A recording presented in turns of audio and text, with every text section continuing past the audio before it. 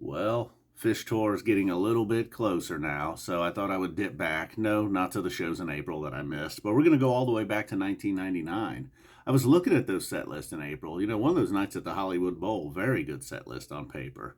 Then I used .net just to pick a random set list, and it took me to July 16th, 1999. And look, July 16th, one of my favorite dates, being 1994. So I was like, all right, I'll look at this. Had kind of a low rating. Only a 3.5 on .net from fans, but after giving it a listen, a little bit surprised. Maybe the lack of jamming. First set, there were some strong points. There's some good points and bad points. Cavern, all right, they're always going to close the set with that no matter the era. Well, not always, but, they're going to sneak it in there. So the first set, opener and closer, not great. But the stuff in between, Sample in a Jar being the first set opener. I mean, we're talking strong chomper stuff there with Sample and Cavern.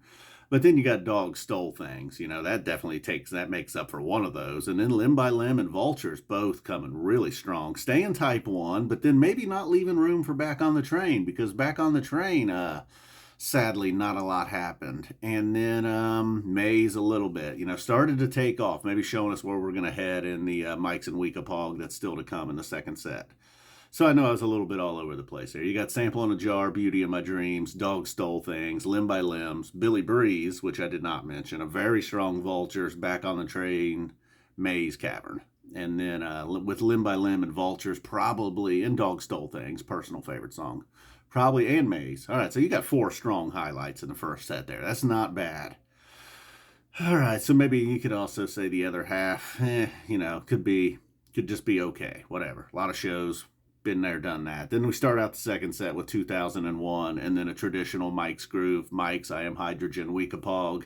The Mike's and the Weekapaug both kind of got the treatment there. The Mike's, that jam, especially Paige. I mean, I know it's Mike's song, but Paige was just just kind of howling underneath it, kind of just laying the bass for the whole thing. Not like the bass, but like the bed, I'll say. Kind of like if you're getting a burrito in a bowl, kind of like the rice is the bed. It's kind of Paige in this jam. All the other stuff. Your meats, your sauces, your vegetables. That's Fishman, Mike, and Trey. All very good stuff. Trey, toward the end, Trey was your like barbacoa or something. Maybe you're a ground beef guy, grilled chicken. I don't know. But Paige was just right there through the whole first part of that jam, like he often is, but it just stood out. And this was an audience recording. If you turn them up loud enough or you use headphones, you can pull off an odd from 99. And then I Am Hydrogen leads us into Weekapaug, and they weren't quite done, After that very stellar Mike's, they went on to Weekapaug, and we're like, all right, let's finish out this Mike's Groove correctly into Simple, which has always kind of been a song that just seems to go right in there.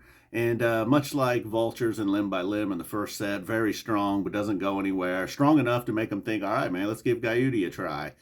Is okay, late in the set, man, perhaps they could have hit us with a fluff head or something there. By 99, there was already some parts, Again, it was an odd, maybe I only listened once, so I don't want to go too hard on Guyute, but, it's a crazy song. The parts that really were cool, and then the parts where it's like, oh, that was a little choppy. And then Loving Cup not ending the set, so that's nice. And then Golgi, so you get the Loving Cup Golgi, even a little alligator mouth.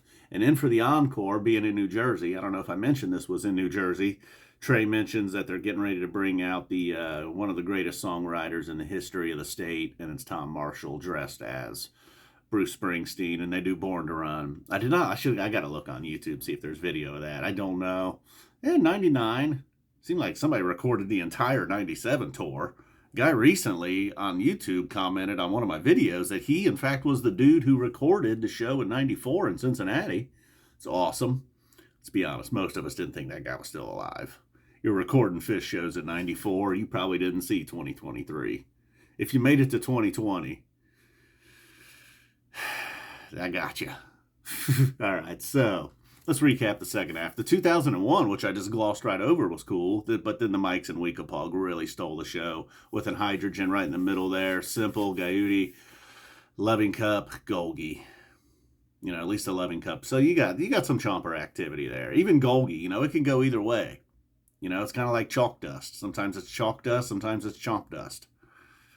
And I must admit, if you're here and if you saw my greatest hits album, Chalk Dust probably should have made it on there. I mean, it was tough. I'm just trying to pick 10 songs that were going to fit on a CD in this mythical greatest hits album that I made up.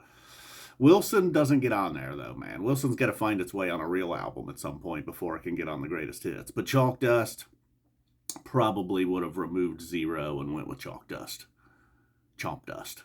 And in that case, it would have been Chomp Dust. Golgi, like I said, it can go either way. You know, it's a pretty brilliant song from those early songwriting days, but a lot of people are just here for the ticket stub in your hand. I saw you with your keister up in the air. Boom. All right, we're out of here, guys. Thanks for watching. Hopefully you made it this far. Watch it again. That was too long. Yeah, nobody's got 12 minutes or whatever.